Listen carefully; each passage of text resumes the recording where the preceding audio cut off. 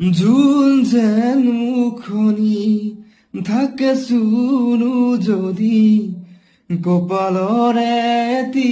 সোণ কজলা বেলি দুটি ওঠৰে হাঁহি বৈ কথাৰে নদী ইটো পাৰে যদি মই সিপাৰে তুমি কব নোৱাৰো তুমি যে আপোন কেনেকৈ বুজাও তুমি মোৰ সপোন তুমি আছা বাবে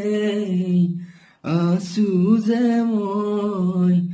তোমাতেই তুমি হৈ বিলীন তুমি আছা বাবে আছো যে মই তোমাতেই তুমি হৈ বিলীন